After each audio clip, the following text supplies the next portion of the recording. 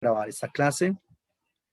Estamos trabajando el tema del éxodo y habíamos hablado algo acerca entonces de las plagas y de Pesaj, que es eh,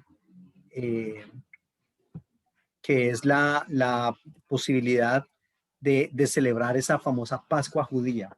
Aquí hay algo muy importante y es que hay que tener en cuenta que cuando el pueblo de Israel sale de Egipto, ojo, en primer lugar, como les decía, no todos los que salen son israelitas, sino que una cosa son los grupos hebreos y otra cosa son los israelitas, ¿no?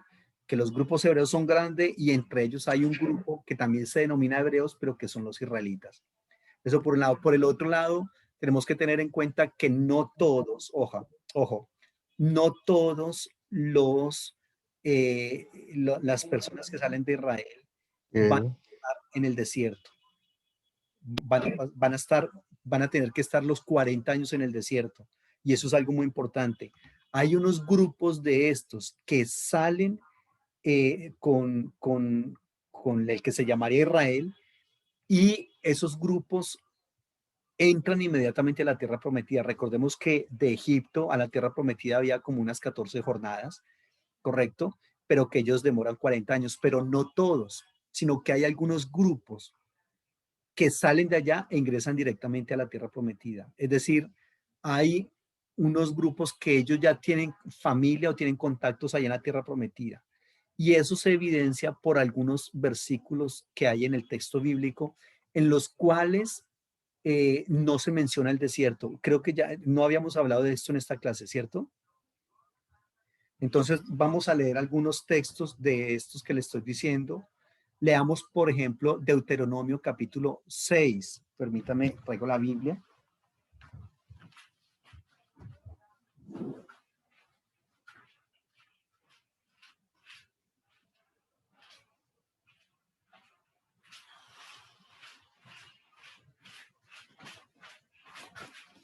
Vamos a ver unos textos acá, Deuteronomio.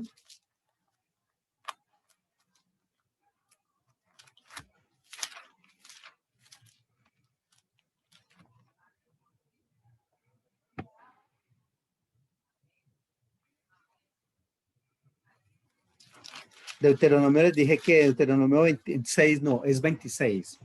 Deuteronomio 26, y miremos lo que dice los versículos 20 al 25, y es algo muy importante. Mire, Deuteronomio 26, del 5 al 10, y vamos a leer Deuteronomio 6, del 20 al 25. Ya aquí estoy en el 26, vamos a leer del 5 al 10. Mire lo que dice. Entonces dirás estas palabras delante del Señor tu Dios. Un arameo a punto de perecer fue mi padre, el cual descendió a Egipto y habitó allí con pocos hombres. Allí creció y llegó a ser una nación grande, fuerte y numerosa. Los egipcios nos maltrataron, nos afligieron y nos impusieron una dura servidumbre. Entonces clamamos al Señor, el Dios de nuestros padres, y el Señor oyó nuestra voz y vio nuestra aflicción, nuestro trabajo y nuestra opresión. El Señor nos sacó de Egipto con mano fuerte, con brazo extendido, con grande espanto, con señales y milagros. Ojo, aquí está la clave. Y mire lo que es el versículo 9. Nos trajo a este lugar y nos dio esta tierra, tierra que fluye leche y miel. Y ahora el Señor ha traído las primicias del fruto de la tierra que me diste. Aquí hay algo muy importante. Fíjese que estos textos, este texto que yo leí se le denomina el credo histórico de Israel. Pero en ese credo histórico, el credo histórico es de lo más importante cuando se está hablando de algo que está teniendo lugar digamos, como en las creencias de unas personas. Y en este credo histórico, curiosamente, que reitero, eso es como la base de nuestra creencia. Nosotros creemos en esto, ¿ya? Y en ese credo histórico hay algo que falta, y eso es bastante fuerte. ¿Qué falta acá? Falta un concepto muy, muy importante, y es el desierto. El desierto. Ojo, el desierto no está mencionado en este texto. Leamos Deuteronomio 6:20, Deuteronomio 6:20 al 25. Y vamos a corroborar que este otro texto confirma esto que les estoy diciendo.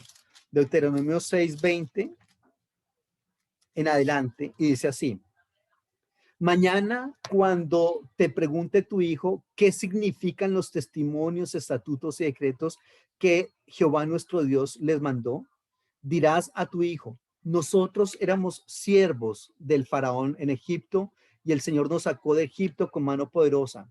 El Señor hizo delante de nuestros ojos señales y milagros grandes y terribles en Egipto, contra el faraón y contra toda su casa. Y nos sacó de allá para traernos y darnos la tierra que prometió a nuestros padres. El Señor nos mandó que cumplíamos todos estos estatutos y que temamos al Señor nuestro Dios para que nos vaya bien todos los días y para que nos conserve la vida como hasta hoy. Y tendremos justicia cuando cuidemos de poner por obra estos mandamientos delante del Señor nuestro Dios. Aquí tenemos otro aspecto, y es que tampoco se menciona el desierto. Y de pronto alguien diría, bueno, pero pues eso no importa, eso quizás se le olvidó, quizás no.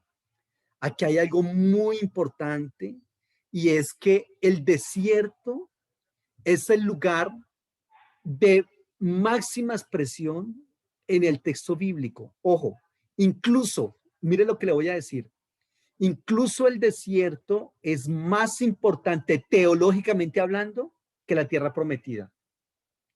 Sí, así como lo estamos escuchando. El desierto es más importante para los israelitas, teológicamente hablando, que la tierra prometida, porque el desierto es el lugar donde el Señor le da al pueblo de Israel, eh, el desierto es el lugar donde el Señor le da la famosa ley, que la ley para los judíos es el mayor regalo que Dios les puede dar. ¿Y dónde se lo da? Ahí en el desierto, en el Sinaí. ¿Recuerda? El desierto es el lugar donde el pueblo de Israel pelea su primer batalla contra sus enemigos y la gana, que es contra los amalecitas. ¿Recuerdan ustedes? Contra Amalek. El desierto es ese lugar donde el Señor enamora a su pueblo. ¿Recuerdan el libro de Oseas? Cuando el Señor dice en el 2:15, creo que es: la llevaré al desierto y le hablaré a su corazón. El Señor dice: tengo que enamorar al pueblo de Israel. ¿Cómo lo voy a hacer? Ah, ya sé. Pero no dice que la va a llevar a una finca de recreo, que la va a llevar a algún lugar así romántico, sino que el lugar donde la va a llevar para enamorarla es en el desierto. El desierto es donde el Señor vive la luna de miel con su pueblo, donde Israel se entrega totalmente a Dios y Dios le suple todas las necesidades a Israel.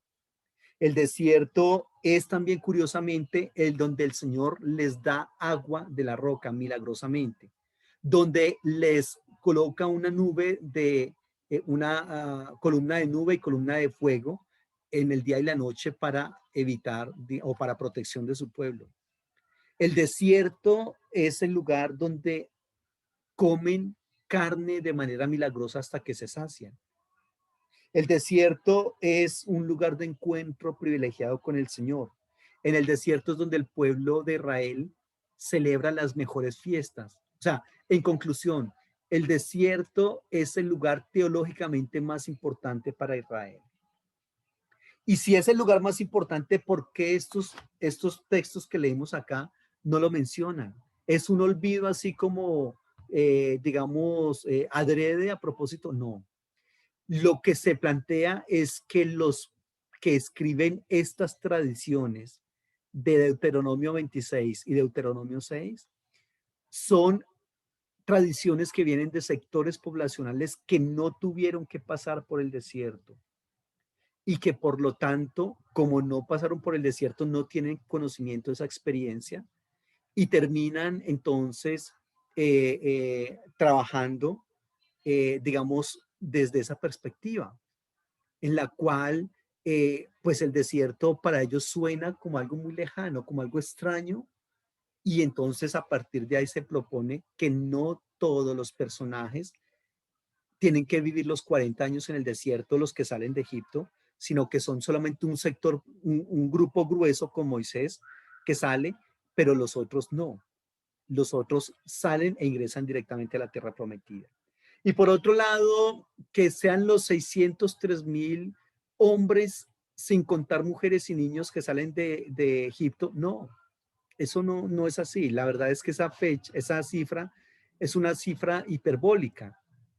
Salieron todos los que deberían haber salido, es lo que significa esa cifra. Pero, por ejemplo, Cali, que es la ciudad que conocemos, digamos, comúnmente, eh, Cali tiene más o menos esa cantidad de población, 2,5, 3 millones de personas. ¿Qué pasaría si a Cali, siendo una ciudad como es, empezaran a llegar esta noche otros 3 millones de personas? Habría una hecatombe terrible en camas, en alimentación, en agua, en salubridad, absolutamente todo. Y la arqueología nos va a plantear que no se conoce el rastro arqueológico de 2,5 millones de personas vagando por el desierto 40 años. ¿Por qué no dejan un rastro arqueológico? Y la verdad no tiene nada que ver, digamos, el que hayan sido 100,000, 200,000 o 2,5 millones de personas. El milagro es el mismo. Sencillamente esa cantidad tan grande, lo que se plantea es que se dio para corroborar que finalmente Dios cumplió con su propósito en el mundo. En el mundo y en Israel, de que les da una promesa: que haré de ti una nación grande y te bendeciré, y que finalmente cumple esa promesa. Pero de ninguna manera son ese número de personas de las que habla el texto bíblico, que son las que salen de allá. ¿Listo? Eso tenemos que tenerlo en cuenta. Ahora, eso no es tan grave, bueno, depende cómo cada uno lo vaya a tomar, pero realmente eso no es tan grave. Eso depende cómo uno lo tome. Uy, la Biblia entonces nos está diciendo mentiras. No, no son mentiras, son cifras hiperbólicas que se toman para maximizar el poder y el obrar de Dios en su pueblo Israel. ¿Listo? Muy bien. Otro aspecto que quiero que trabajemos en el libro del Éxodo es el famoso calendario judío. En este momento se acabó de iniciar el mes de Iyar, que es el segundo mes del calendario judío.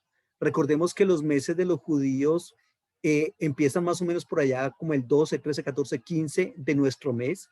O sea que parte de la mitad de nuestro mes a la mitad del otro mes. Es decir, el mes de Iyar tiene que ver con nuestro abril-mayo. Y para ellos se comienza con el mes de Nisan, que el año para los judíos empieza en Nisan, que es más o menos como el marzo-abril. Y luego el segundo mes es Iyar, como le comento, que lo estamos viviendo en este momento según el calendario judío. Luego el tercer mes se llama Sivan y es como el mayo-junio. Luego el otro mes se llama Tammuz. El otro mes se llama Ab. Luego Elul, que es entre agosto y septiembre. Tisri, que es septiembre-octubre. Marjesban, Kisliu, Tebet, que es coincide con nuestro diciembre-enero. El otro es Sebat y el otro es Adar. El pueblo de Israel en este momento está más o menos en el 5,781. Ojo, 5,781. Recuerden que ellos no conciben el antes y después de Cristo, porque para ellos Cristo no es el Mesías, entonces ellos no van a aceptar eso. Sencillamente ellos continuaron con este proceso que vienen desde, mire cuánto tiempo atrás. O sea que ellos están contando la creación del mundo. Si en este momento vamos en el 5,771, según eso, ellos cuentan el origen del mundo por allá en el 3,720 antes de Cristo. 3,720 para ellos, esa es la creación del mundo. ¿Ya? ¿Por qué estoy haciendo esa cuenta? Los 3,720 antes de Cristo y los 2021 después de Cristo queda más o menos como 5,771. ¿Listo? Eso es como lo que va ahí. Y ese es el calendario hebreo con el equivalente de nuestro calendario romano, ¿correcto? Ahora, aquí también hay que tener en cuenta según la pregunta que me hacías en la clase al finalizar, Carlos, la clase anterior, de que si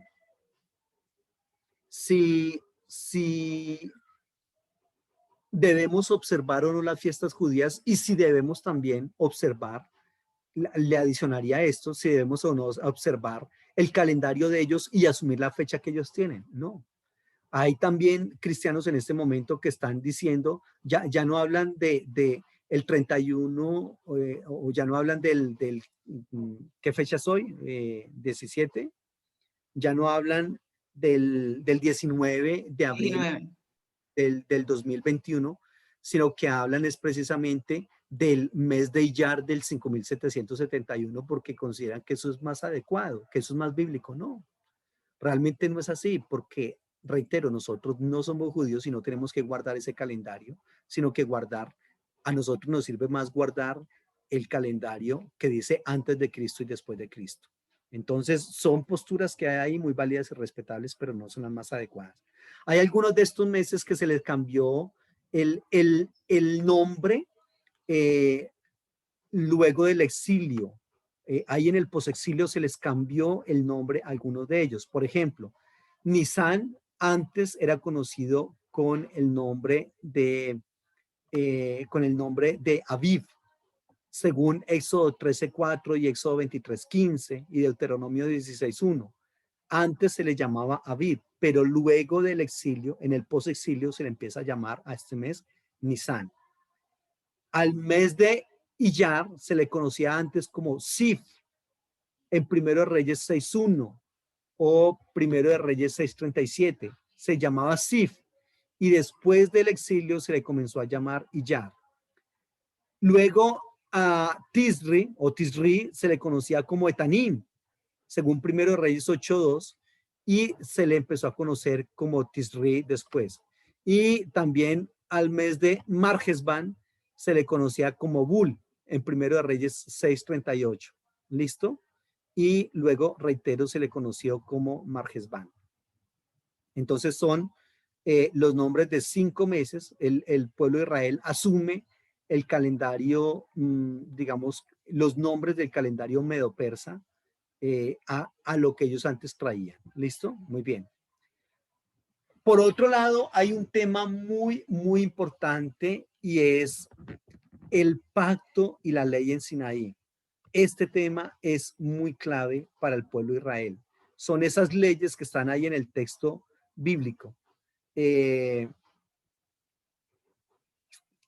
el pueblo acampa frente al monte mientras Moisés está allá arriba en el monte recibiendo la ley del Señor, ¿cierto? Y después hay una manifestación, eso se llama una cratofanía, donde se muestra todo el poder del Señor y todo ese aspecto, ¿correcto? Y ahí entonces el Señor le da los 10 mandamientos al pueblo de Israel. Y nosotros ya conocemos ese texto. Aquí en el libro del Éxodo les comentaba en la clase anterior que se conoce como el Código de la Alianza. Al 19:1 al 24:11, esto se le conoce como el libro del pacto y está conteniendo uno de los 3 códigos legales que hay en el Antiguo Testamento, que son el Código de la Alianza, el Código de Santidad y el Código Deuteronomista. Este es uno de esos, ¿listo? Y aquí Israel se va a presentar como algo muy importante. Se presenta como un tesoro especial sobre todos los pueblos, por una parte. Por la otra, un reino de sacerdotes y una nación santa. Entonces, aquí lo importante del Éxodo capítulo 20, del 1 al 17, no es tanto el decálogo divino. A veces la gente piensa que Israel no sabía que era no matar hasta que no le dan esas leyes ahí en el decálogo. No, Israel ya sabía que era todo eso. Israel ya lo sabía. Eh, lo que tiene que tener en cuenta, y ya lo sabía por qué, porque recordemos que esas leyes que están en el decálogo divino son leyes tomadas de otras latitudes. Les he venido diciendo que Israel no tiene casi nada original, sino que todo lo que ellos hacen es copia. Ahora, tampoco es que sea plagio. Ayer escuché a una persona decir, es que todo lo de Israel es plagio de otros pueblos. No, el concepto de plagio es muy peyorativo. No, no es plagio porque es sencillamente emular lo que otros pueblos están haciendo, pero que son pueblos que ya le llevan cierta ventaja a Israel porque son pueblos que son muchísimo más antiguos. ¿Y para qué descubrir que el agua moja? ¿Para qué descubrir el agua tibia, como decimos nosotros popularmente? No, eso no es correcto.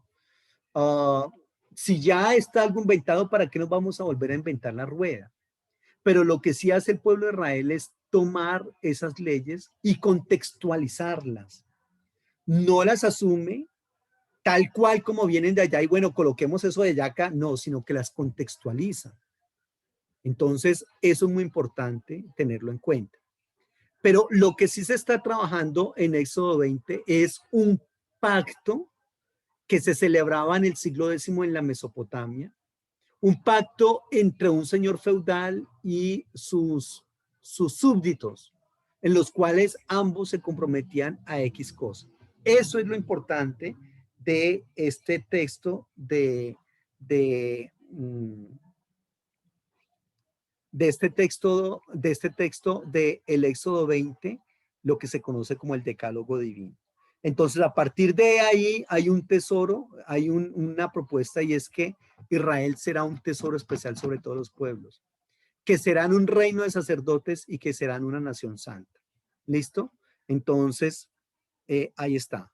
Eh, por ejemplo, aquí en el Éxodo 20 hay una estructura literaria que se utilizaba en esos pactos entre el señor feudal y su pueblo.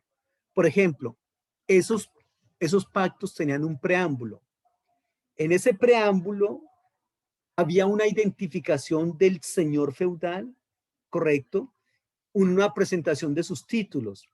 Y por eso en Éxodo capítulo 20, la parte A del versículo, el Señor se presenta como tal. Mire lo que dice en el Éxodo 20, 22. ¿Qué nos dice el 22? Si lo puede leer, por favor, léelo. La parte A dice, yo soy Jehová tu Dios. Yo soy Jehová tu Dios. Entonces aquí hay una presentación de títulos del señor feudal y en este caso del Dios de Israel, que les está diciendo a ellos, ¿quién es él? Yo soy el Señor tu Dios. Y luego de ese preámbulo hay un prólogo histórico.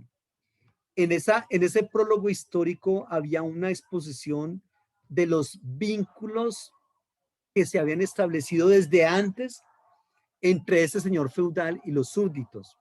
Entonces, en ellos se plantea algo así como ¿qué es lo que Dios ha hecho con ellos con anterioridad? Y por eso en la parte B de ese versículo dice que te saqué de la tierra de Egipto de casa de servidumbre. Mire lo que yo hice por ustedes en el pasado. Yo fui el que los saqué de allá. Ustedes estaban esclavos y yo los saqué de la esclavitud a la libertad. Ahora bien, no es que el Señor los saque de la esclavitud a la libertad y ahora los voy a volver a esclavizar cuando ya les di la libertad, vuelvo y los esclavizo. No. El decálogo divino, es decir, los 10 mandamientos, de ninguna manera son un, una ley que esclaviza a las personas. No lo son, sino que al contrario, el Señor les está diciendo, yo los saqué de la casa de Egipto, de tierra de servidumbre. Ahora yo les voy a dar unas leyes para que ustedes se mantengan en la libertad que yo les voy a dar. ¿Listo? Entonces, ese prólogo histórico propone eso. Yo los saqué a ustedes de Egipto, de casa de servidumbre. Está en el versículo 2, la parte B. Y luego hay unas cláusulas. Esos contratos tenían unas cláusulas que comprendían, por ejemplo, la demanda básica de una lealtad y fidelidad de los súbditos al señor feudal. Es decir, ustedes están en mis tierras, ustedes están trabajando para mí y yo necesito que ustedes sean leales a mí. Y eso es entonces también lo que se presenta en Éxodo 23. no tendrán dioses ajenos delante de mí. ¿Ya? ¿Por qué? Porque ustedes me deben fidelidad a mí. Ustedes van a ser mi pueblo, yo voy a ser su Dios. Ustedes me deben fidelidad a mí. Y luego hay unas estipulaciones específicas, es decir, una reglamentación en cuanto a las reglas o a las leyes o a los aspectos a partir de los cuales nosotros nos vamos a identificar mientras que ustedes estén acá en mis tierras. Entonces ahí está el corpus legal que está del versículo 4 al versículo 17 del Éxodo. ¿Listo? Por otro lado, también hay algo muy importante y es algunas disposiciones que tenían que ver con el depósito del texto. Esa clase de contratos en la antigüedad se guardaban en los templos. Recordemos algo. Los templos en la antigüedad no eran solamente lugares de adoración para el Señor. También servían, por ejemplo, como bancos.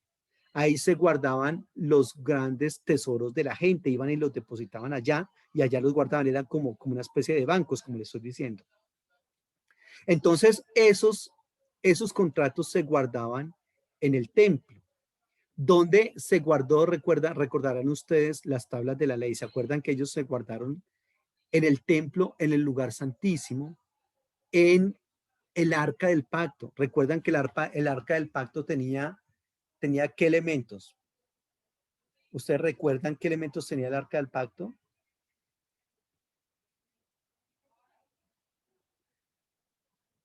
Lo que tenía dentro, Sí, correcto.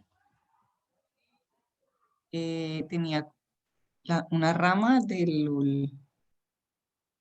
Excelente, muy bien, vas muy bien. Tenía la vara de Aarón que floreció, recordemos. Las tablas. Las tablas de la ley, muy bien, y una cosa más. ¿Tenían qué? ¿Maná? Excelente, muy bien, una porción del maná. Tenía esos tres elementos y eso estaba guardado dentro del arca y el arca estaba ubicada en el lugar santísimo. Entonces, fíjese que tenía que haber una disposición de dónde íbamos a guardar ese contrato. Entonces, hablando del decálogo divino, se guarda ahí en el templo, en el lugar santísimo. Por otra parte, bueno, eso está en el Éxodo 25:16. Por otra parte, también debía darse una lectura pública, periódica, de ese contrato entre el señor feudal y sus colaboradores. ¿Para qué? Para que la gente recordara finalmente cuáles eran las leyes por las cuales se estaban rigiendo. Y hablando del decálogo divino, también había una lectura periódica de él. Mire lo que dice en Deuteronomio 31 del 10 en adelante. Por favor, léemelo. Deuteronomio 31 del 10 en adelante.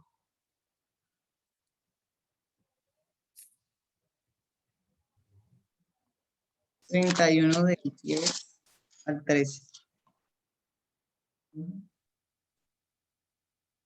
Dice, incendiaron todas sus ciudades, aldeas y habitaciones y tomaron todo el despojo y todo el botín, tanto de hombres como de bestias. Y llevaron los cautivos, el botín y los despojos ante Moisés. Deuteronomio 31, de pronto entonces está mal. 1:10. Ay, no, yo 31, estoy en otro lado. No, yo estoy... del 10 al 13. Perdón. Tranquila.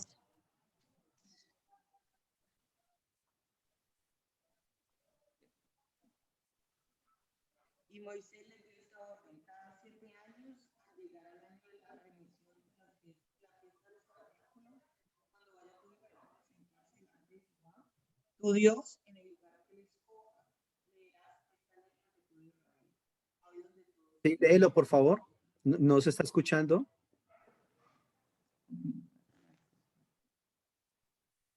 Y Moisés les dio esta orden: cada 7 años, al llegar el año de la remisión, en la fiesta de los tabernáculos, cuando vaya todo Israel a presentarse delante de Jehová tu Dios, en el lugar que les escoja, leerás esta ley ante todo Israel, a de todos ellos.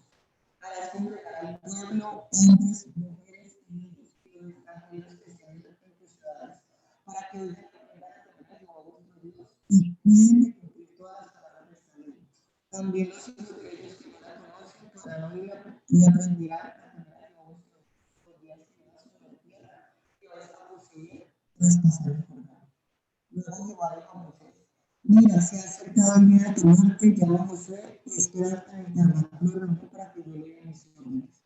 Fueron pues Moisés y Josué esperaron en el tabernáculo reunido y se apareció sobre el tabernáculo la columna de nube, la cual se puso sobre la puerta del tabernáculo. Entonces Jehová dijo a Moisés, he aquí, llegas a dormir con tus padres y este pueblo se levantará para prostituirse entre los dioses ídolos de la tierra, a donde va para vivir en medio de ella. Me dejará e invalidará el pacto que he concertado con él. Pero aquel día se encenderá mi furor contra ellos, abandonaré y esconderé de ellos mi rostro. Serán consumidos y vendrán sobre ellos muchos males y angustias. Dirá de aquel día, no me han venido estos males, porque no está mi Dios en medio de mí. Muy bien, entonces, cada cuánto era la lectura de esta ley? Era cada 7 años. Cada 7 años se tenía que leer para que lo escucharan quienes, los hombres, las mujeres, los niños, los extranjeros, en fin, para que lo escuchen y aprendan si era que no lo habían trabajado. Por otro lado, también en estos pactos había también como un canon de maldiciones y bendiciones. Eso era así por si los vasallos guardaban o no guardaban las leyes que les estaban cumpliendo. Y obviamente para el pueblo de Israel hay un manual, una prescripción muy fuerte de bendiciones y maldiciones que está en el capítulo 28 del Deuteronomio. Entonces, todo eso estaba trabajado ahí en lo que se conoce como el decálogo divino. ¿Listo? Muy bien. Profe, una pregunta. La parte de las bendiciones y maldiciones. Carolina, no te estoy escuchando. Cuando dijiste, profe, una pregunta, ahí sí te escuché bien, pero ya esta parte no te estoy escuchando. Profe, una pregunta. ¿La parte de las bendiciones y maldiciones aún está vigente? Excelente pregunta. Excelente pregunta.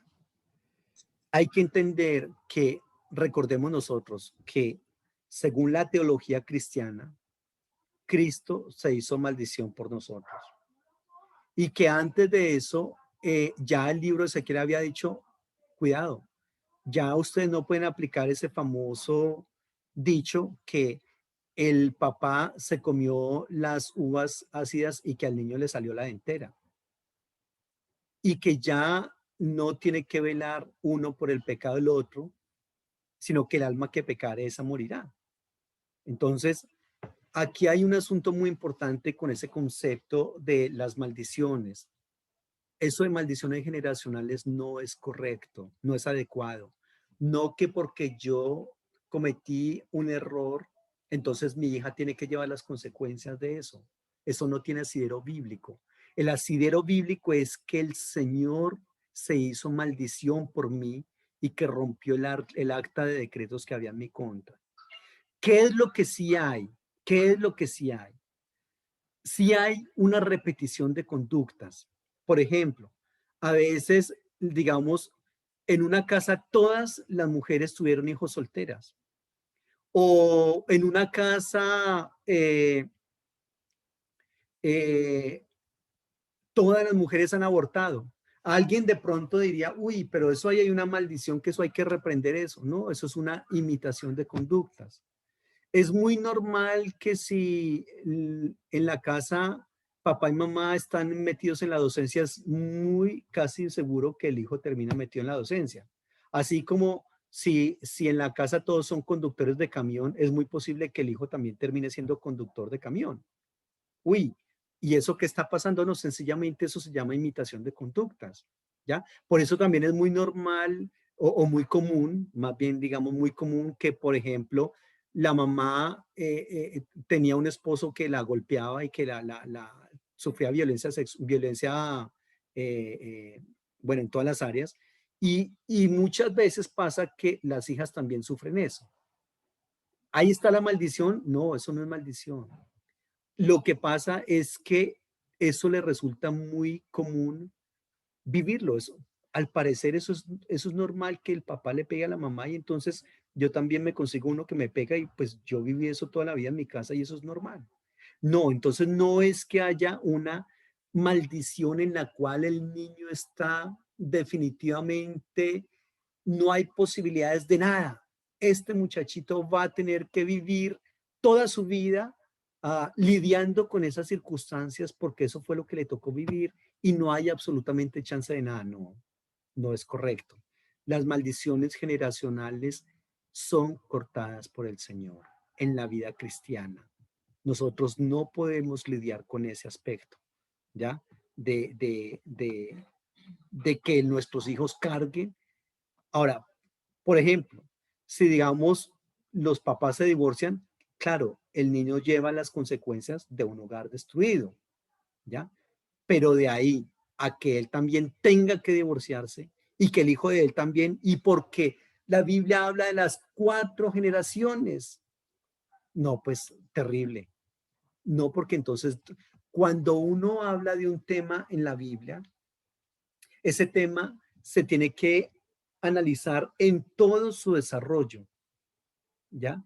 Porque en una parte de la Biblia dice X cosa, pero en otra parte, obedeciendo a una revelación progresiva, dice otra cosa. La revelación progresiva de las maldiciones dice que inicialmente dijo que visita la maldad de los padres sobre los hijos hasta la tercera y cuarta generación. Pero más adelante habla de cómo el Señor se hizo maldición por nosotros y que nos libró de toda maldición. Entonces, ¿yo con cuál me quedo? Tengo que analizar todo el espectro bíblico de una temática para poder sacar una conclusión. ¿Sí me hago entender? Entonces, tenemos que dejar de decir y ver que de pronto a mi hija le está pasando algo y uno dice, decir, no, es que, o sea, ¿qué hacemos? Pobrecita, está en maldición, está bajo maldición y pues lamentable, mi hija tiene que soportar ese tablazo porque es que usted no tiene chance de nada, perdón, y entonces, ¿cómo y dónde aplica eso de que de modo que si alguno está en Cristo, nueva criatura de las cosas viejas pasaron y aquí todas son hechas nuevas? O sea, ¿eso no aplica para maldiciones? ¿Aplica para qué? ¿Mm? Entonces yo no puedo quedarme acá diciendo, no, pues en mi casa mis abuelos murieron de cáncer, mis papás murieron de cáncer, pues a mí yo estoy esperando que me caiga el cáncer porque ya, pues, o sea, no hay otra opción, no hay otro chance. No, un momento, no, porque mi vida es nueva en el Señor y esa es la garantía que nosotros tenemos que tener. ¿Listo? Muy bien. Por otro lado, Gracias. tenemos que recordar que esta clase de pactos siempre se sellaba con sacrificios cruentos, es decir, hay un derramamiento de sangre y eso siempre se trabajaba de esa manera. ¿Listo? Muy bien. Ah, como le comento, las leyes, el decálogo divino no se toma para el pueblo de Israel como de pronto nosotros a veces lo tomamos como una pesada carga, como leyes para subyugarlo. No.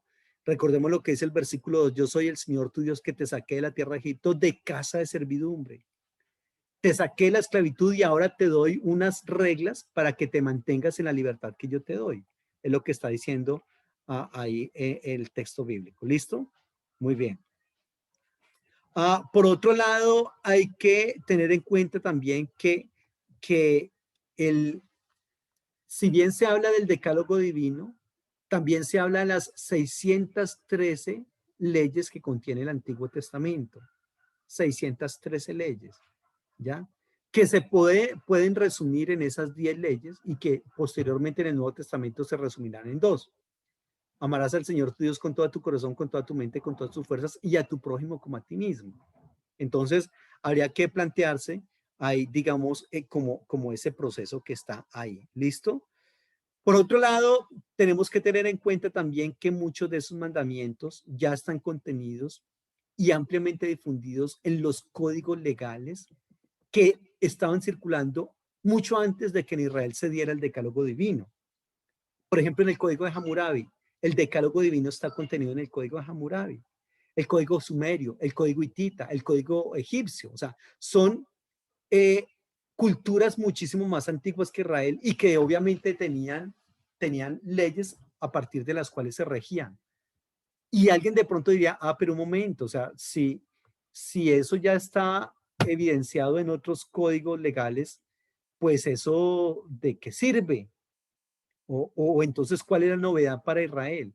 No, más bien hay un aspecto muy importante y es entender que Dios sí se ha estado comunicando con esas otras culturas, que Dios sí se ha estado comunicando con esos otros pueblos, aunque no eran Israel, aunque no eran judaísmo, aunque no son cristianismo. Dios sí se comunica con los demás otros seres humanos, aunque no pertenezcan a la religión a la cual yo pertenezco, aunque no pertenezcan a la denominación a la cual yo pertenezco.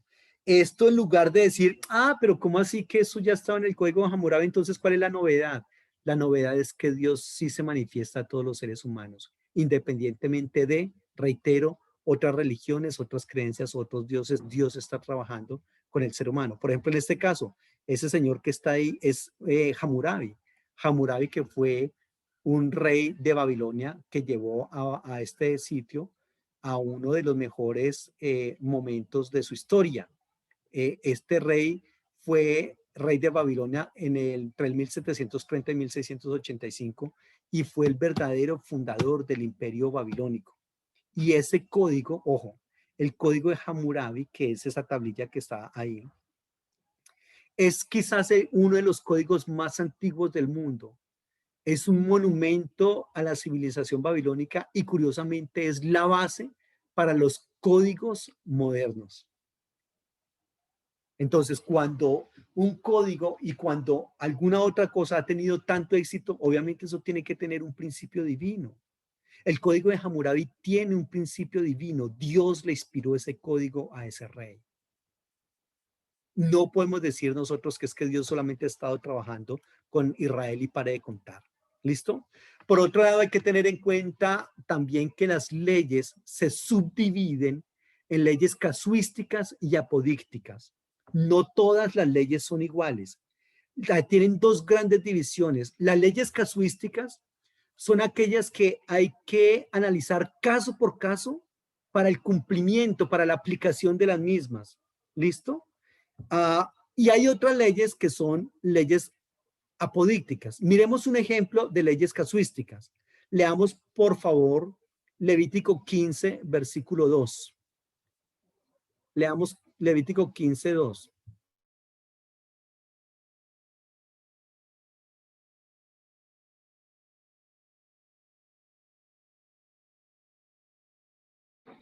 Levítico 15, 2, por favor. Dice: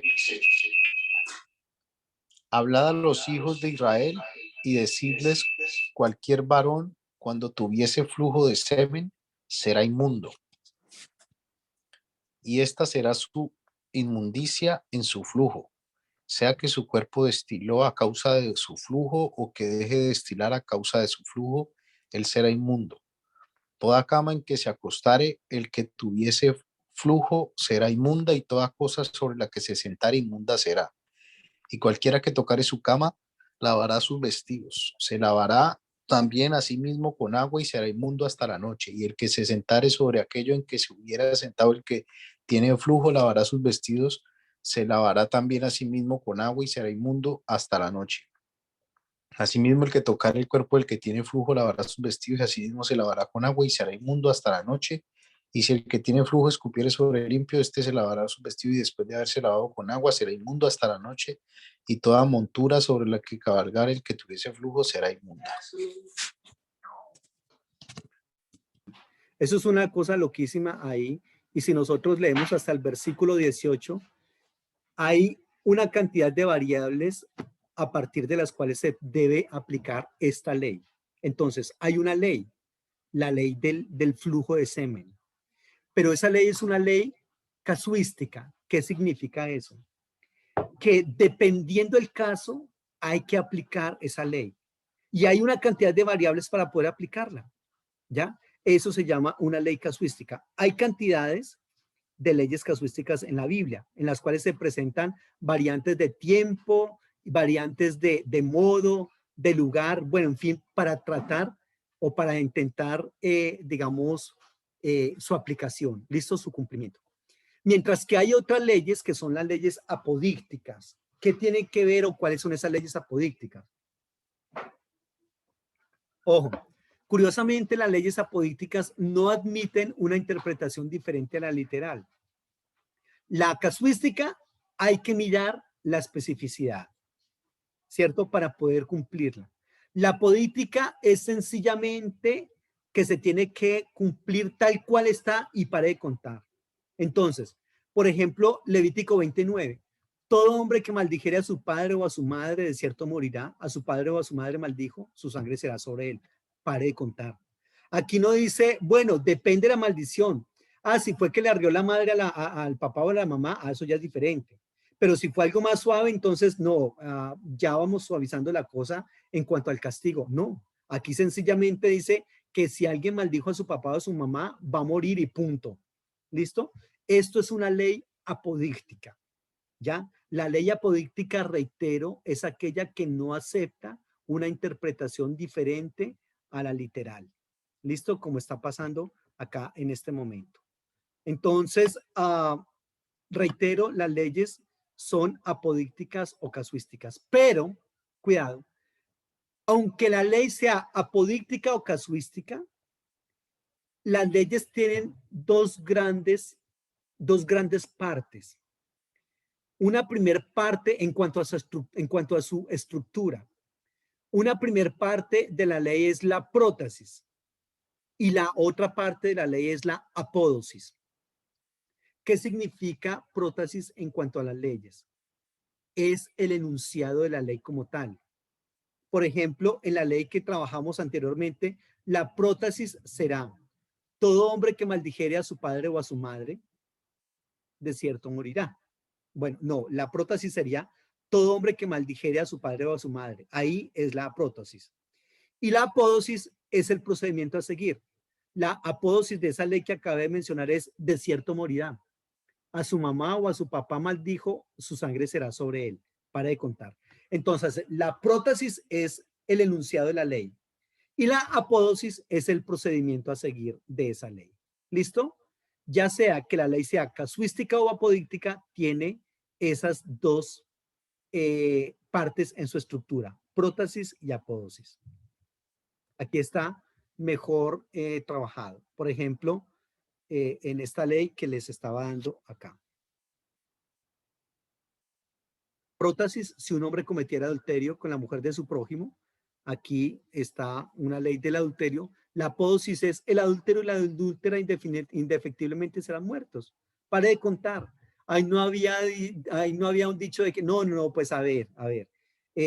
Si fue que la encontraron ABC o haciendo tal cosa, entonces depende. No, esto es una ley apodíctica. No acepta una interpretación diferente a la literal.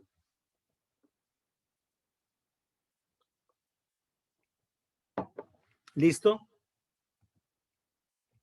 Preguntas de este concepto de las leyes. Preguntas.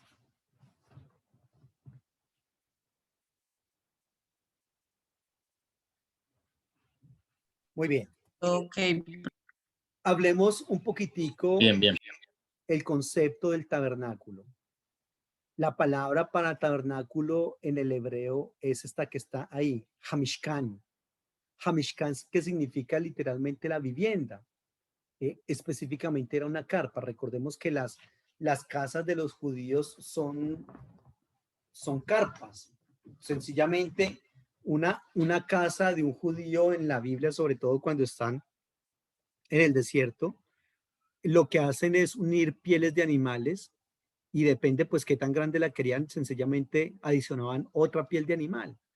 Cuando la piel del animal estaba siendo un poco más que se había dañado, que se había roto o algo, sencillamente la cambiaban por otra, el pedazo que se había dañado, y continuaban con eso. ¿Listo? Pero entonces era eso. El tabernáculo entonces tiene, digamos, como un proceso bastante interesante. Cuidado, que algunos teólogos biblistas y algunos arqueólogos van a decir que el tabernáculo realmente no existió, que sencillamente eso es una justificación para intentar la construcción del templo. Es decir, el templo, y bueno, ¿y ustedes de dónde van a sacar la idea de que construyeran templo? Ah, no, es que eso ya se dio allá en el desierto. En el desierto el Señor mandó a construir un tabernáculo y ese tabernáculo era como el prototipo, el arquetipo para construir el templo, ¿correcto? Entonces se dice que ese tabernáculo es la justificación para la construcción del templo. La descripción de este tabernáculo, como lo vimos desde la clase anterior en la estructura del texto, está en los capítulos 25 al 31, y en esos capítulos habla de cómo Dios le revela todo el plan a Moisés con materiales, con el contenido, con el diseño y todo ese asunto. Y luego de los capítulos 35 al 40 es como cuando Moisés cumple ese mandato de Dios. Básicamente, los capítulos 35 al 40 son como casi que una repetición al pie de la letra de los capítulos 25 al 31, ¿ya? Porque en los capítulos 25 al 31 se da el diseño y todo ese asunto, y en el 35 al 40 es el cumplimiento de ese mandato que Dios le dio a Moisés en ese caso. ¿Listo? Muy bien. Y el tabernáculo básicamente consistía, era como un santuario transportable. ¿Quiénes eran los que transportaban eso? Los levitas. Recordemos que los levitas eran aquella tribu de la cual procedían los sacerdotes, pero los levitas eran, digamos, los que se encargaban de la parte, digamos, la utilería, como digo yo. Mientras que el sacerdocio, que eran los descendientes de Aarón, que era de la tribu de Leví, ellos eran los que se encargaban del acto litúrgico como tal. Los levitas se encargaban de preparar todo y el sacerdote de oficiar el culto. ¿Listo? Entonces, esta era una carpa que era transportable y de ella tenía un armazón de madera de acacia, y estaba cubierta de cortinas de lino. ¿Listo? Formaba un lugar santo y formaba un lugar santísimo. También tenía también un atrio. No era tan grande, eso ni el tabernáculo ni el templo no eran lugares muy grandes, eran más bien pequeños. Y como les dije, en el lugar santísimo era donde se contenía el arca del pacto con las tablas de la ley, en fin. Y estaba también un lugar santo donde se hallaba el altar del incienso, el candelero, la mesa, el pan de la proposición. Recordemos que al lugar santísimo no podía entrar, sino única y exclusivamente el sacerdote una vez al año. ¿Listo? Muy bien. Y el tabernáculo estaba ubicado como todas, digamos, las tribus de Israel estaban como alrededor del campamento, del tabernáculo. Estaban regadas alrededor, y entonces el campamento estaba, el tabernáculo estaba ahí ubicado en la mitad de ese campamento. ¿Listo? Muy bien. Obviamente, si nosotros vamos a hacer una intertextualidad, vamos a decir que ese tabernáculo era tipología de la presencia de Jesucristo, donde dice el texto que aquel verbo se haría carne y habitaría entre nosotros, y vimos su gloria, gloria como la del unigénito del Padre, lleno de gloria y de verdad, en fin. ¿Ya? Muy bien. Eso en cuanto al libro del Éxodo. Preguntas de este libro, algo que se nos haya quedado. Obviamente reitero que esto es una introducción, algo panorámico de cada uno de estos libros, ¿no? No es algo, digamos, expedito, específico, no. Solamente es una introducción general al libro. Preguntas del Éxodo.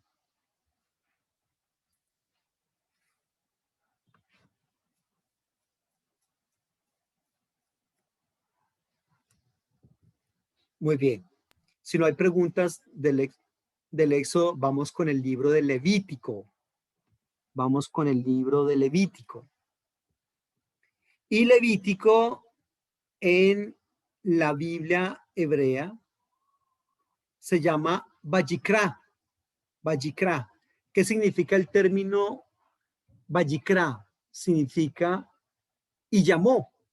¿Por qué? Porque así comienza el libro Levítico eh, en el hebreo. En el hebreo está la palabra Vayikra y en el español está: llamó el Señor a Moisés y habló con él desde el tabernáculo de reunión diciendo. Aquí, según los israelitas, van a decir que el concepto importante de ahí es que el Señor llamó y llamó. El Señor llamó a Moisés. Entonces ellos dejaron así esa parte. Por otra parte, en la Septuaginta le colocaron al libro Leuticón, que significa lo concerniente o lo relativo a los levitas. Y ese es el nombre que nos llega a nosotros y por eso nosotros le llamamos Levítico. Pero reitero, recordemos que para los judíos los nombres de los libros de la Biblia, por lo menos en el Pentateuco y otros, no son el mismo nombre, ¿cierto? Para ellos se llama como Vayikra y llamó. Para nosotros se llama Levítico y que viene del término leuticón de la Septuaginta y que significa lo concerniente o lo relativo a los levitas. Muy bien. Ahí está el nombre, en la laminilla está el nombre en hebreo, así se escribe Vayikra, y en griego Levítico. Muy bien. Y este libro nos va a traer un análisis o una narrativa de los códigos, de las regulaciones del sacerdocio levítico, de su adoración, del liderazgo del pueblo de Dios, cómo deberían ser una nación santa. Aquí hay algo muy importante porque el libro de Levítico se hace dos preguntas y se las responde. Todo el libro de Levítico se da con base en dos preguntas y dos respuestas. La primera pregunta es: ¿cómo puede un pueblo pecador llegar a ser santo? Y del capítulo 1 al capítulo 16 se responde, se hace esa pregunta y se la responde. Y del capítulo 17 en adelante hasta terminar, ¿cómo puede un pueblo que llegó a ser santo mantenerse en santidad? Se hace esa pregunta y se hace la respuesta, y se da la respuesta. ¿Listo? Entonces, la figura principal de este libro va a ser obviamente Aarón, porque es el sacerdote que está, digamos, vigente, él como sacerdote y sus hijos. ¿Listo?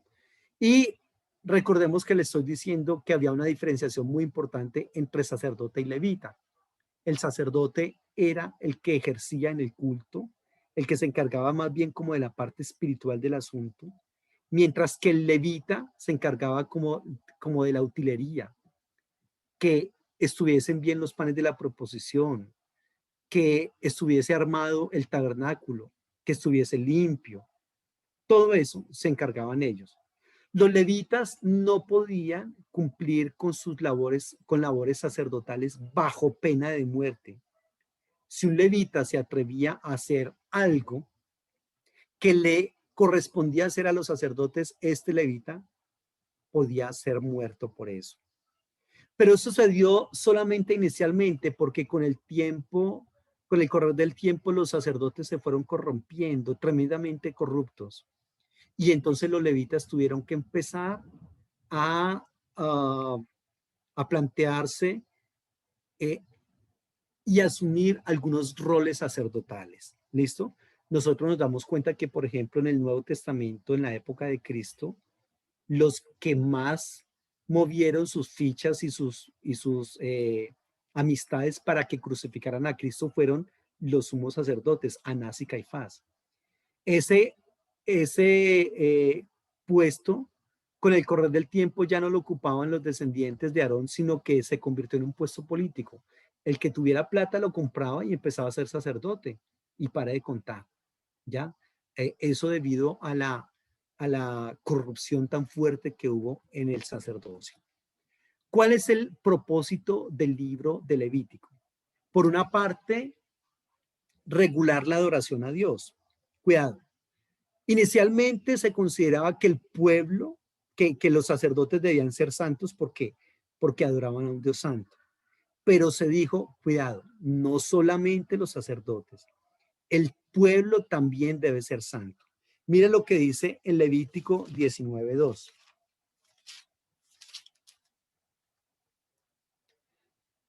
habla a toda la congregación de los hijos de Israel y diles, santos seréis porque santo soy yo, Jehová vuestro Dios. Entonces, se le está exigiendo al pueblo de Israel en el libro levítico que ellos deben ser santos porque adoran a un Dios santo.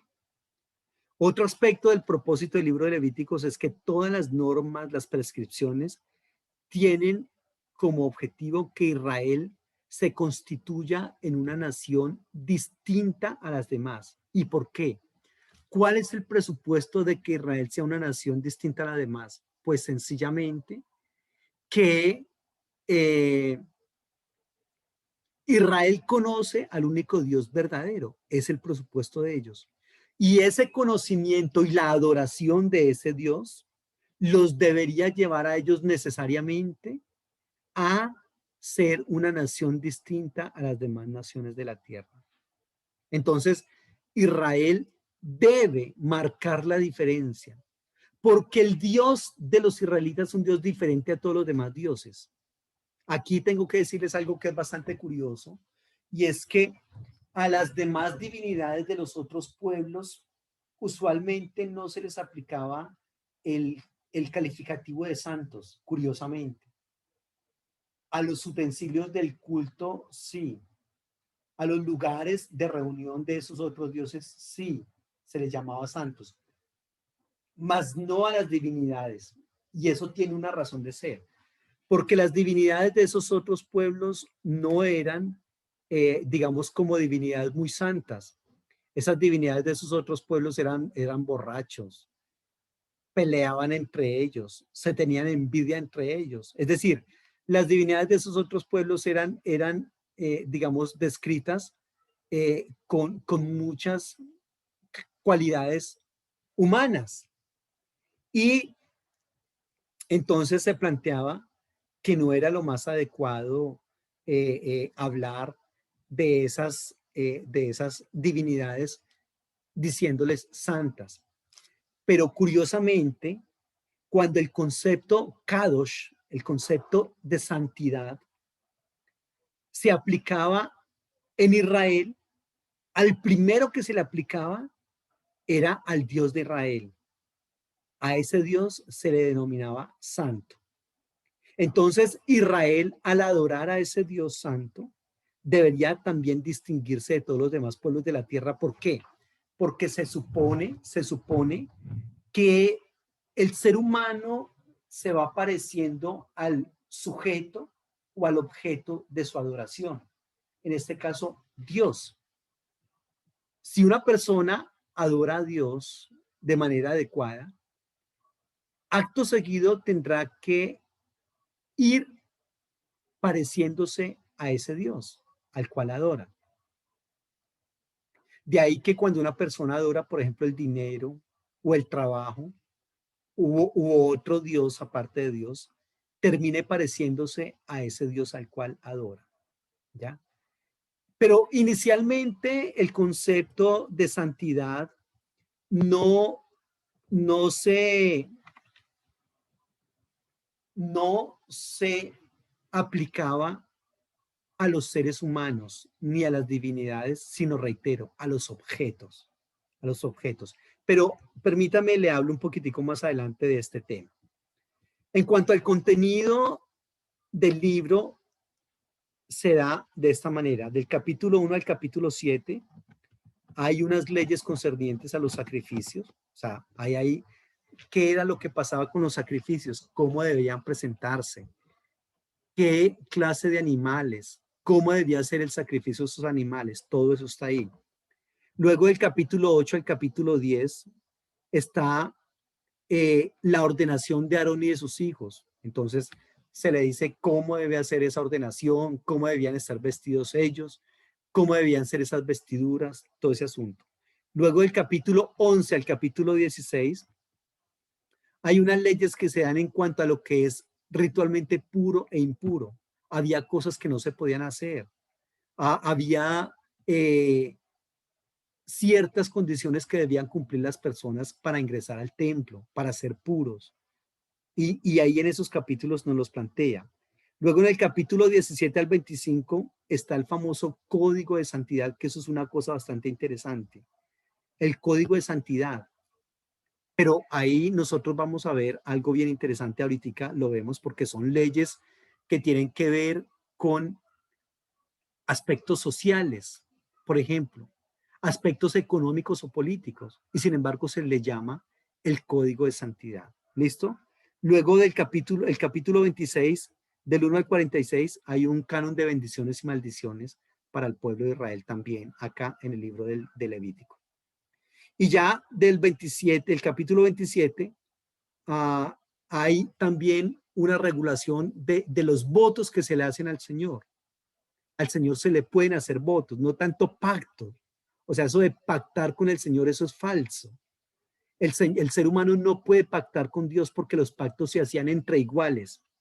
Y cuando un pacto se hacía entre uno de más categoría con uno de menor categoría, el que podía tomar la iniciativa en ese pacto era el de mayor jerarquía.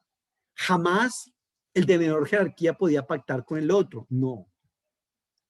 Dios no puede pactar, el ser humano no puede pactar con Dios porque no está en igualdad de condiciones con Dios. Pero a Dios sí se le pueden hacer votos.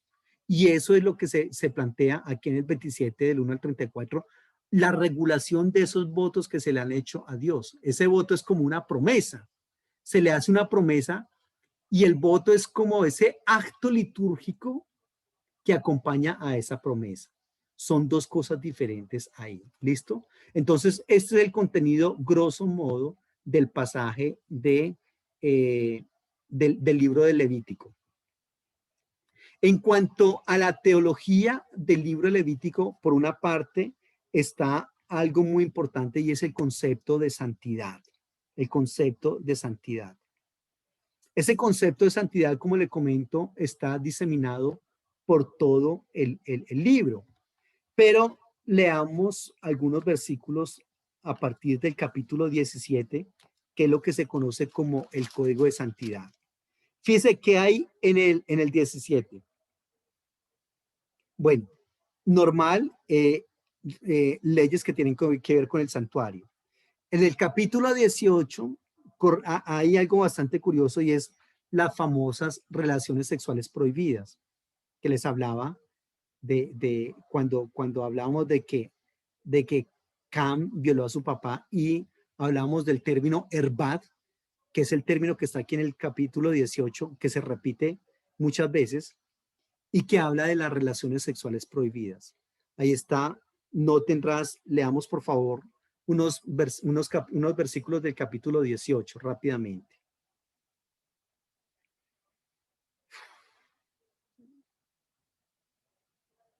Leamos algunos versículos, por favor, del capítulo 18.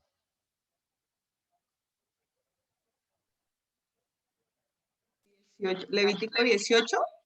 Sí, por favor. Sexuales prohibidas. Habló Jehová a Moisés y le dijo, habla a los hijos de Israel y dile, yo soy Jehová vuestro Dios. No haréis como hacen en la tierra de Egipto en la cual habitáis. No haréis como hacen en la tierra de Canaán a la cual yo os conduzco, ni andaréis en sus estatutos. Mis ordenanzas pondréis por obra y mis estatutos guardaréis, andando en ellos, yo Jehová vuestro Dios. Por tanto, guardaréis mis estatutos y mis ordenanzas, porque el hombre que los cumpla, gracias a ellos vivirá yo Jehová. Ningún hombre se llega a parienta próxima alguna para descubrir su desnudez, yo Jehová. La desnudez de tu padre, la desnudez de tu madre no descubrirás. Tu madre no descubrirás su desnudez. La desnudez de la mujer de tu padre no descubrirás, es la desnudez de tu padre. No descubrirás la desnudez de tu hermano. Gracias, muy amable. Y ahí sigue, o sea, sigue y sigue todo el capítulo 18 hablando de relaciones sexuales prohibidas. Prohíbe el incesto, prohíbe llegarse a una prima, a la madrastra, al padrastro, a copular con un animal, en fin, todas esas relaciones sexuales. Y entonces la santidad tiene que ver en un primer momento con eso. Pero por otro lado, en el versículo 19 habla de leyes de santidad y de justicia. Habla a toda la congregación de los hijos de Israel, seréis santos porque santo yo soy yo, Jehová vuestro Dios. Cada uno temerá a su madre y a su padre, mis sábados guardaréis, yo Jehová vuestro Dios. no se volverán a los ídolos. Cuando ofrezcan un sacrificio de ofrenda de paz, ofrecerlo de tal manera que yo lo acepte, en fin. Y hay algo bien importante en el versículo, en el capítulo 25, que tiene que ver con lo que se conoce en el hebreo como el Yobel. El Yobel. ¿Qué es ese Yobel? Es el famoso año del jubileo. El Yobel es el año del jubileo que se daba cada 50 años en Israel. ¿Y por qué se conoce como el año del jubileo? ¿Y por qué se le llama Yobel Israel, en hebreo? Porque se le daba inicio tocando una trompeta. En el Antiguo Testamento, entonces uno de los términos para trompeta es Yobel, y por eso entonces se trabaja desde esa perspectiva. Pero lo que es curioso acá es que está en el Código de Santidad, que reitero está del capítulo 17 hasta el capítulo 25. Pero aquí empieza a hablar de una cantidad de leyes sociales. Y es que es importante que nosotros tengamos en cuenta que la ley, que la santidad tiene un aspecto social que poco se trabaja en las iglesias. El aspecto social de la santidad. ¿Ya? Ese tenemos que tenerlo muy, muy en cuenta. El aspecto social de la santidad, en el cual, por ejemplo, si una persona había tenido que salir de su finca, de su casa, porque había llegado a pobreza, entonces ese aspecto social de la santidad tiene que ver con que se le debía devolver esa finca o esa casa a sus antiguos dueños. El aspecto social de la santidad tiene que ver con que a una persona se le debía perdonar la deuda, con que no se le podía detener el dinero del salario a un empleado. Y todo eso es santidad. Ahora, inicialmente el término kadosh, que es el término santo, como les comenté, se tenía que trabajar desde la perspectiva de los utensilios, de los objetos, lo que tenía que ver con, con el culto. Pero eso después fue evolucionando de tal manera que ya se dijo, no necesariamente la santidad tiene que ver con esos objetos, con esos elementos, porque finalmente esos elementos son inertes. Lo que tiene que ver es con los personajes que forman parte del culto. Esos sí tienen que ser santos. Y aquí hay algo muy importante porque fíjese algo. En ese concepto de santidad no ha evolucionado mucho en la actualidad. Yo recuerdo mucho que, bueno, yo medio toco piano ahí, no soy muy diestro en eso, pero toco muy poquito. Cuando uno es pastor de una iglesia pequeña, uno tiene que hacer de todo. Y siempre sufría porque no había quien tocara piano. Y yo dije, bueno, voy a medírmele a esto a ver qué tal me va. Y ahí, digamos que muchísimas dificultades me he aprendido algunas notas. Y alguna vez una iglesia también en las mismas condiciones mías, pequeña y todo, entonces el pastor me dijo que éramos amigos y que sí, por favor, le iba a dictarle algunas clases de piano a su gente. Pues bien, un día se dañó el adaptador del piano. Y pues yo iba de acá donde vivo a otra ciudad y entonces como para no perder la ida, se fue a otra iglesia a que por favor nos prestaran el adaptador del piano. Pero no nos lo prestaron porque ese era un aparato sagrado, santo, porque era para el servicio del Señor.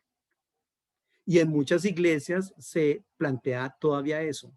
Esa batería no me la toca a menos que usted esté en santidad porque eso es santo, porque está al servicio del Señor.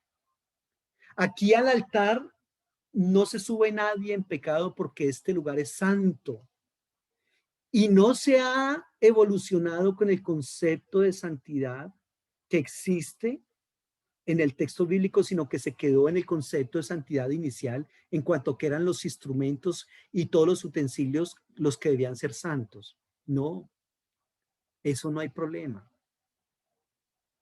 Yo pastoreo en una iglesia que está en un lugar muy marginado de la ciudad y ahí no hay ni siquiera caseta de esas casetas que llamamos de junta de acción comunal. Yo prestaba la iglesia para las reuniones de junta, que si había una brigada de salud, venga, haga las citologías acá, venga, haga los exámenes odontológicos acá, en la iglesia. Y mataban muchos muchachos, tristemente decirlo, pero cuando un muchacho moría, entonces la familia, allá tenían todavía la costumbre de velar los cuerpos en las casas. Entonces yo le decía, si necesita las sillas de la iglesia, por favor, con muchísimo gusto me indica y yo se las presto. Es un barrio muy marginal, la gente no tenía para alquilar sillas. O si no, traiga a su difunto y vélelo acá en la iglesia. Pero se me formaban unos problemas muy fuertes porque la misma gente de la iglesia, pero usted, pastor, ¿cómo va a prestar las sillas si ese señor, ese muchacho, el que mataron era sicario? Y todos los que van a venir ahí a ese sepelio son sicarios. ¿Y cómo se van a sentar en las sillas de la iglesia? Se van a contaminar. Y algunos de ellos, no sé, creo que se tenía la idea de que los demonios, cuando llegaban esos muchachos y se sentaban en esas sillas, luego se paraban y se iban para sus casas, pero los demonios quedaban en las sillas. Y luego el domingo en la mañana, el feligrés de la iglesia venía y se sentaba en esa silla y el demonio se le iba a meter. Había unos conceptos muy curiosos de esos elementos que son santos porque son utilizados para la obra del Señor. ¿Y usted cómo va a prestar? Yo hice algunos convenios con el SENA y ellos venían y dictaban cursos, mecánica de motos, bisutería, aprender a hacer sandalias. Y yo prestaba el lugar de oración para que hicieran esos cursos ahí, pero bajo muchísima presión de los mismos hermanos de la iglesia. El concepto de santidad inicialmente, reitero, se dio aquí en el libro de Levítico, hablando de los utensilios y los instrumentos del culto, pero posteriormente eso pasa y ya no son los utensilios los que deben ser santos, sino el ser humano que forma parte del acto litúrgico, el que debe ser santo. Es ese ser humano al cual se le debe ser santo y no de necesariamente o no únicamente tiene que ser una santidad litúrgica, sino que tiene que ser una santidad espiritual, ética, económica, social. ¿Cuál es el gran problema que tienen los profetas del siglo VIII con el pueblo de Israel? Precisamente ese. El pueblo de Israel tiene un culto espectacular, una cantidad de animales gordos, fortachones, bien saludables, listos para ser sacrificados, y esos sacerdotes no dan abasto matando animales y ofreciéndolos en sacrificio. Arroyos de aceite, ayunaban permanentemente. El grupo de alabanza era espectacular, uniformes muy bonitos. Había tanto talento musical que incluso ellos tenían capacidad de inventarse instrumentos musicales. Y sin embargo, cuando los profetas Amós, Oseas, Miqueas, Isaías vienen y le dicen al pueblo, sencillamente el pueblo les dice, ustedes, los profetas le dicen al pueblo, Dios no está de acuerdo con eso. Aborrezco sus fiestas solemnes. No quiero más arroyos de aceite, no quiero el cebo de sus animales engordados. ¿Por qué? Porque ustedes no están cumpliendo el aspecto social de la santidad. Ustedes le roban el salario a sus empleados. Ustedes le roban la casa a los pobres, la casa y la finca se la roban a ellos. Sus jueces son venales, sus sacerdotes son corruptos y yo no les estoy recibiendo ese culto. Entonces, fíjese, el concepto de santidad adquiere un matiz diferente. ¿Quieres ser santo? No le robes el salario a tu empleado.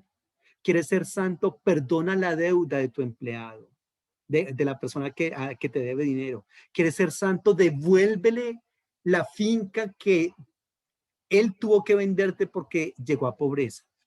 Y todo eso es lo que se está planteando en el capítulo 25. El aspecto social de la santidad. Eso es algo de lo cual en la iglesia no se habla mucho. Y es que santidad es, por ejemplo, que si a mí me contratan para hacer, digamos, un trabajo, yo lo tengo que hacer a cabalidad. Cuando Génesis habla del pecado del copero y del panadero que faltaron a sus compromisos profesionales, laborales, en el texto bíblico está el término hatá, que es el término para pecado, uno de los términos para pecado. Cumplir, faltar a los compromisos profesionales es pecado. Cuando a mí me pagan por dictar clases y yo las dicto de mala gana, así como que no hay un contenido bueno, etcétera, estoy pecando. No estoy cumpliendo con el aspecto profesional de la santidad. No estoy cumpliendo con el aspecto social de la santidad. Y eso es lo que estos textos nos quieren decir. Por ejemplo, mire lo que dice en el 25:13. En este año de jubileo volverá cada uno a su posesión. Cuando vendan algo a su prójimo o compren de manos del prójimo, no engañen ninguno a su hermano. Ojo, un aspecto social de la santidad tiene que ver con que si yo compro algo o yo vendo algo, tiene que ser con el precio justo. No darle menos de lo que esa persona se merece por su producto. Es lo que está diciendo acá.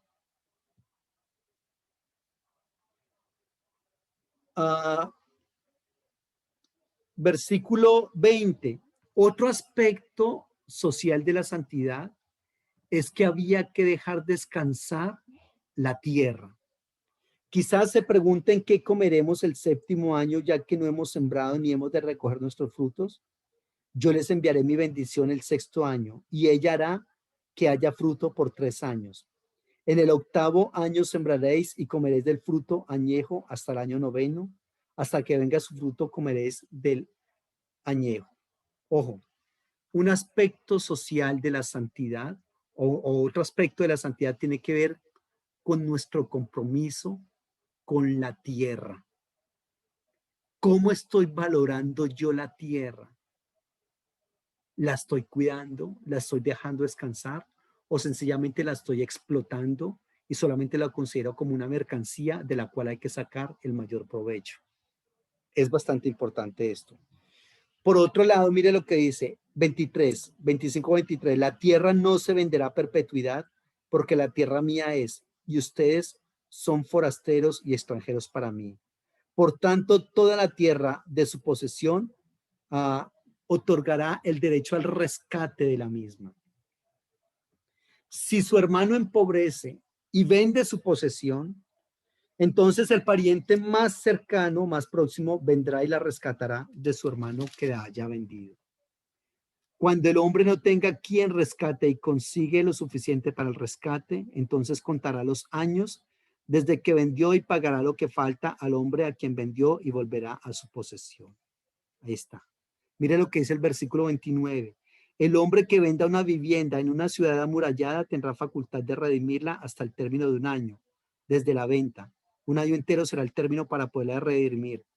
Y si no es rescatada dentro de ese año, la casa que esté en la ciudad amurallada quedará para siempre en poder de aquel que la compró y de sus descendientes. Cuidado, pero mire lo que dice el versículo 31. Pero las casas de las aldeas que no tienen muros alrededor serán estimadas como los terrenos del campo y podrán ser rescatadas y quedar libres en el jubileo. Usualmente la gente cuando tenía dinero tenían una casa en el pueblo y otra casa en el campo, es decir, la finca y la casa del pueblo. Las casas de los pueblos, si se vendían y no las rescataban, sí podían quedarse así, pero las casas de los campos no, porque esos eran los medios de producción. Santidad era no arrebatarle el medio de producción a una persona, sino que si esa persona era agricultor y sacaba sus cosechas para poder vivir, esa casa tenía que devolvérsele, porque era el medio que ellos tenían para sustentarse. ¿Listo? Ojo, también el año del jubileo tenía que ver con los intereses, el no cobrar intereses a la gente. Fíjese, ¿y eso qué tiene que ver con santidad? Desde la perspectiva de santidad que nosotros manejamos. Ah, pues tiene que ver muchísimo con santidad, porque desde esa perspectiva, el ser santos equivalía al no cobrar intereses de las deudas que se tenían. Mira lo que es el 37 o 35. Si tu hermano empobrece y recurre a ti, tú lo ampararás. Como forastero y extranjero vivirá contigo. No tomarás de él usura ni ganancia, sino que tendrás temor de tu Dios y tu hermano vivirá contigo y no le darás tu dinero a usura ni tus víveres a ganancia. Yo soy el Señor vuestro Dios que le saqué la tierra de Egipto para darle la tierra de Canaán y para servir a su Dios. ¿Listo? Ahí está. El año, Profe, una pregunta. sí, Yo sé que estamos leyendo, ¿cierto? Como, bueno, todo. Bueno, específicamente yo tengo una pregunta, es con lo último que leyó. Si alguien, por ejemplo, le pide a uno que le preste, digamos, y le dice que le preste y que le paga con intereses, ¿eso se contaría como usura? según este texto que nosotros leímos, sí, sí. Porque, y yo sé que hay algunas propuestas que dicen, no, pero es que un momento.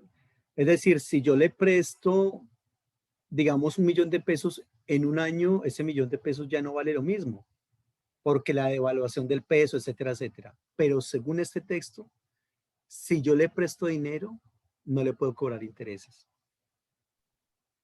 O sea, de que eso, eh, de prestar dinero no es lo más sano para un cristiano. Sí, claro. Cuando yo empecé a venir a pastorear la iglesia donde yo estoy pastoreando, había muy buenas entradas. ¿Y sabe por qué había entradas buenas?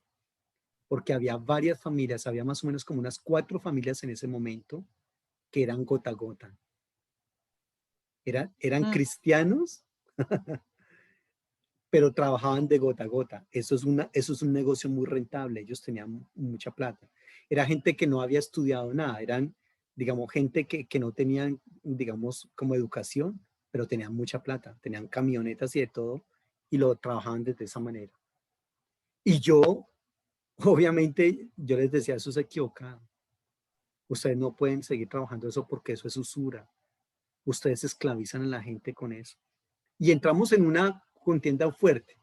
Finalmente ellos terminaron yéndose de la iglesia, la verdad. Terminaron yéndose. Lo primero que dejaron de hacer fue no dar diezmos. Al no dar diezmos, obviamente no me podían pagar la plata a mí. Pero yo dije, vamos para adelante, no hay problema. La economía de la iglesia decayó bastante, pero yo dije, no es correcto que ellos traigan esa plata de esa usura acá. Uy, pero pastor, es que eso es, esa es nuestra profesión, no le nosotros está trabajamos en hablando. eso. Mijo, pídale a Dios que le dé otro trabajo. Y varios de ellos cambiaron el negocio. ¿Cómo Dejaron así? de Dígale ser gota a primero, gota, dígale que usted habló conmigo y que no. dejaron de ser gota a gotas y buscaron otros negocios. ¿Ya? Eso hay que tenerlo en cuenta. No es correcto. Alguien dirá, como les digo, alguien dirá, pues por lo menos la devaluación de la plata, pero no. Un cristiano realmente ni siquiera debería ni siquiera debería trabajar en entidades bancarias, ¿no? Espero que ustedes no trabajen en entidades bancarias, pero yo creo que un cristiano no debe trabajar en un banco, porque está formando parte de un sistema esclavista, opresor, explotador y subyugador. Que el hecho de que las leyes de un país avalen el sistema bancario no significa que eso sea correctamente, espiritual y éticamente, que sean avalados por Dios. Hay muchas cosas que son legales, pero que no son éticas. Por ejemplo, eso. Otra cosa que es legal, pero no es ética, por ejemplo, es el sueldo mínimo en Colombia. Eso es legal, pero no es ético. Entonces aquí hay que tener muchísimo cuidado con ese aspecto. El año del jubileo también era un año en el cual los esclavos salían en libertad. Ser esclavo en Israel era mucho mejor que ser esclavo en cualquier otra parte.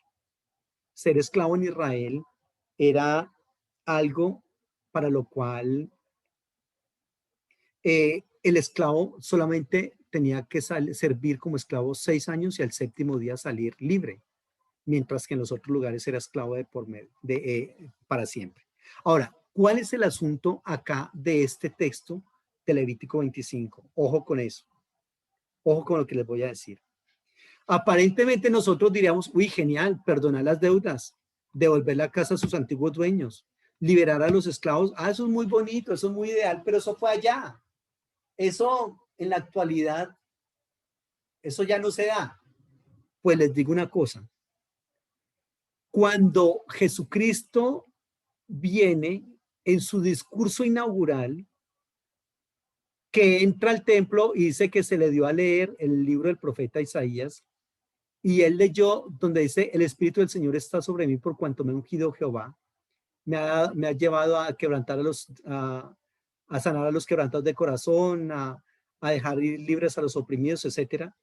Ese texto de Isaías 61 es una relectura de Levítico capítulo 25. Cuando Jesucristo lee en su discurso inaugural ese texto de Isaías 61, está haciendo referencia a este texto de Levítico 25. En otras palabras, lo que Jesucristo está diciendo es, muchachos, el reino de los cielos ha venido. Y esta es como haga de cuenta, mi programa de gobierno. El programa de gobierno de Jesucristo en el reino de los cielos está basado en Levítico 25, en el año del jubileo, en lo que se conoce como el código de santidad, viendo la santidad desde las perspectivas económica, social, política, y no solamente desde la perspectiva religiosa. Eso es algo muy importante. Preguntas. Ok, profe, gracias. Muy bien. Profe, yo tengo una pregunta. Sí, mijo. Es que yo me prometí con un amigo a prestarle una plata y el hombre pues me dijo que me iba a dar como una comisión pues por prestarle dinero. Entonces, pues mi esposa con lo que está escuchando me está diciendo pues que no sea Qué como pena buena con idea, usted. ¿no? Me disculpan, pero no sabía de esos negocios. Entonces, pues usted me está dando el negocio. La verdad, el cristiano no debe tener un negocio de esos, No, pero honestamente. ¿cómo lo puedo manejar para que no sea malo? Le digo, la única área es que le preste sin intereses, pero ahí, No, porque ustedes también necesitan su platica. O sea, ustedes tienen una plata que están trabajando y ustedes necesitan la plata. A ellos lo que les recomendaría es cambiar de negocio, que no sea el préstamo del dinero como tal, sino que vendan servicios o productos. ¿Ya? Es decir, que no. Sino que es un amigo que él necesita salir O sea, es como que él necesita hacer una inversión para recibir un dinero. Entonces, como que él me estuviera diciendo, vea, usted tiene la plata, entonces préstemela, yo invierto y cuando yo reciba ese dinero, yo le doy como una parte a usted, ¿me entiende? Pero no es que tú hagas eso siempre. O sea, no es que ese sea mi negocio, o sea, yo no me dedico a eso.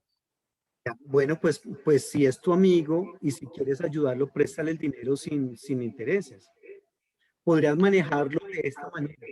Ya si él, de agradecimiento con ustedes, en ese momento en que reciba lo otro, les dice, vea, yo quiero darles esto de voluntad de él, eso ya es diferente.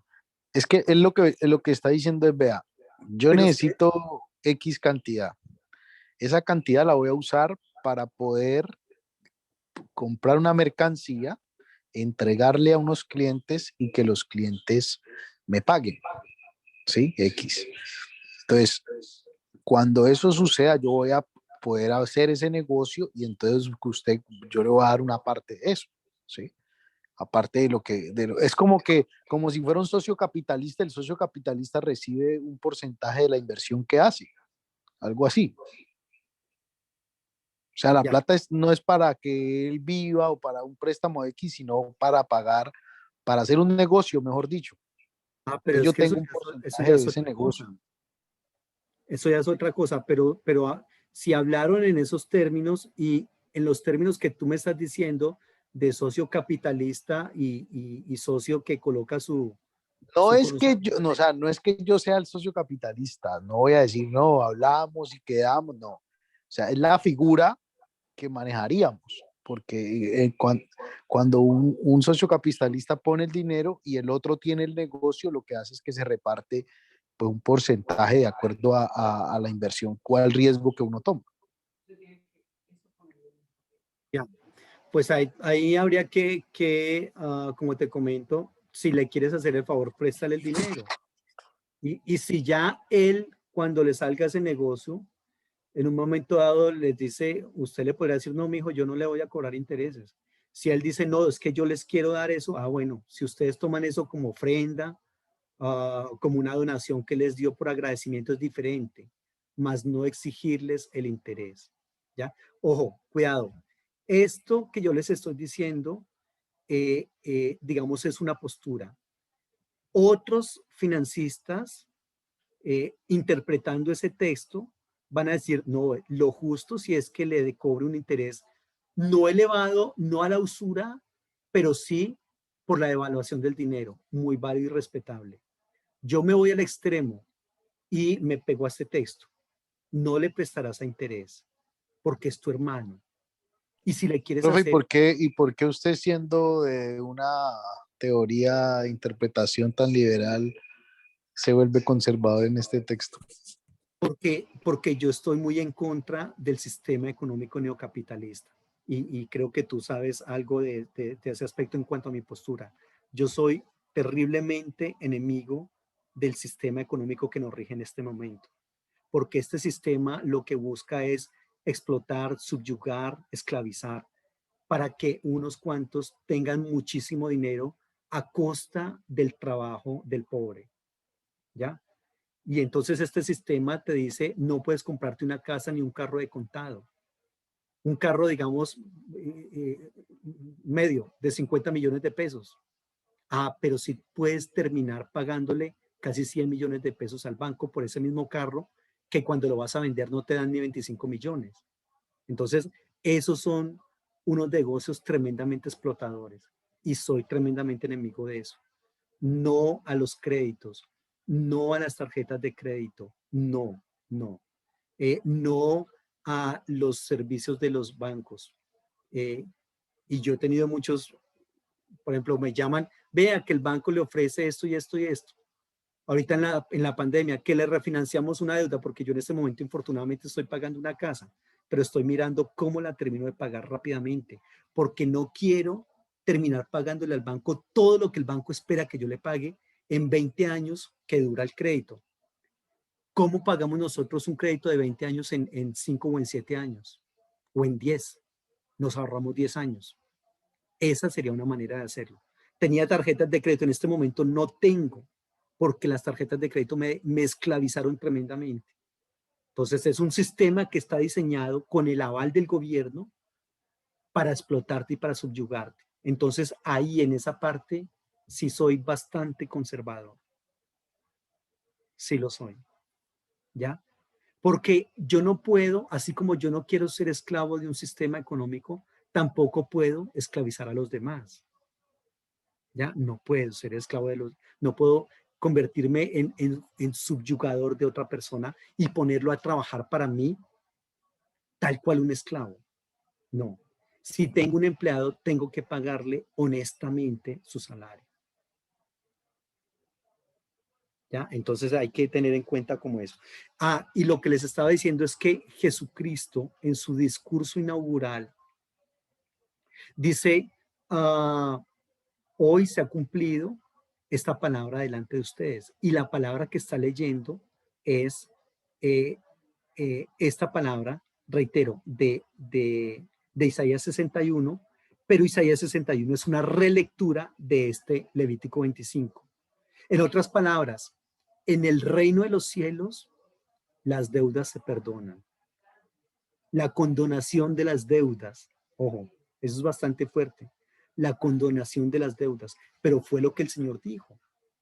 Mi gobierno, el reino de los cielos se va a basar en la condonación de las deudas, en la esclavitud, dejar ir libres a los esclavos, en la devolución de las tierras a sus antiguos dueños, en no préstamos con intereses y en la liberación de los oprimidos, de los esclavos.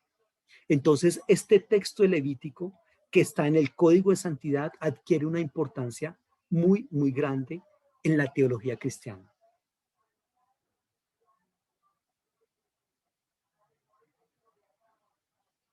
¿Listo? Gracias, profe.